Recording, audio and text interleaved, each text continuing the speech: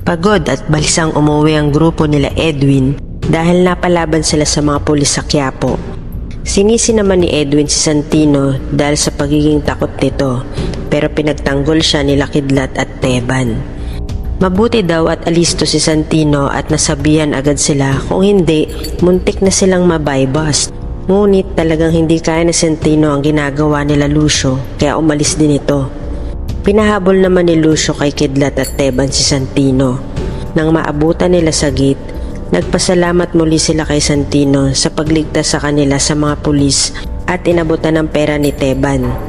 Sinabihan nila si Santino na kung gusto niyang bumisita ay nandoon lang daw sila. Umalis na si Santino at bumalik na sa loob sila Kidlat. Sinabi ni Lucio na hayaan muna dahil baka natatakot pa si Santino sa ngayon. Galit naman si Edwin at sinabing kaya hindi natututo si Santino dahil laging sinasalo. Muntik mag-away si Edwin laban kila Kidlat at Teban dahil pinaalala nila kung gaano din siya kaduwag noon. Inawat naman agad sila ni Lucio at sinabihan na si Santino ang pakay nila, kailangan pakisamahan. Nainis si Edwin at tinalikuran sila. 30% na ang nalipat ng abogada sa yaman ng mga kabalyero sa pangalan ni David. Ang iba ay kailangan pa ng kaunting oras. Muling sinubukan landiin ni David ang abogada para mas mapabilis ang paglipat ng yaman ng mga kabalyero sa kanya. Pero inutusan niya si Bullet na alamin kung anong meron sa abogada.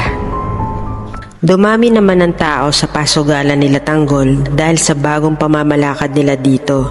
Mas marami na ang naglalaro at ginaganahan dahil sa mga babaeng pwede rin nilang i-table habang naglalaro. Kaya natuwa si Divina at sinabing siguradong matutuwa din sila Tanggol. Inutusan niya si Peng na mas mag-imbita pa ng mga manlalaro. Masamang-masama naman ang loob ni Tanggol na lumabas galing sa eskinita nila sa Quiapo. Kaya hindi niya napansin ang mabilis na pulang kotse at muntik na siyang masagasaan. Sinigawan siya ng lalaking driver. Sa init ng ulo niya ay tinutukan niya ng baril ang lalaki. Agad naman siyang pinigilan nila Madonna at mga kaibigan niya. Tumakbo ang lalaki palayo dahil sa takot at agad din silang umalis. Sa isang malaking bodega na pagmamay-ari ng tatay ni Tisay, naroroon lahat ng mga kotseng kinarnap nila. May mga tauhan sila nag-aayos ng mga ito para hindi mahalata pag ibinenta. Inis si Tisay na sinabihan ng tatay niyang bagot na siya at gusto na niyang mangarnap ng mga bagong sasakyan.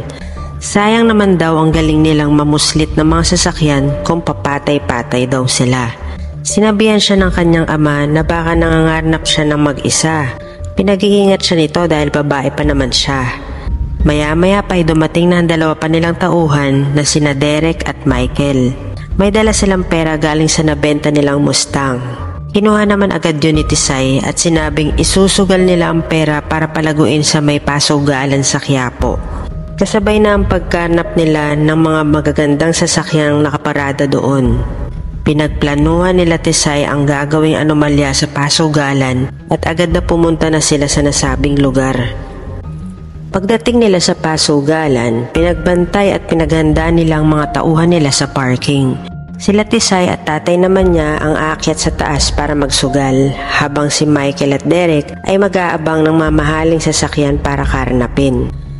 Nagkaharap na si Divina at Tisay, habang binati naman nila Conchita si Tisay dahil dati na itong naglaro sa kanilang pasugalan. Matagal siyang hindi nakapaglaro kaya hindi na nagpaligoy-ligoy pa at sinabing uupo na siya para magsugal. Sinabihan siya ni Divina na 10,000 ang pinakamababang tayaan sa mesang iyon. Walang problema kay Tisay ang 10,000 kahit daw 50,000 pa ay kaya niya.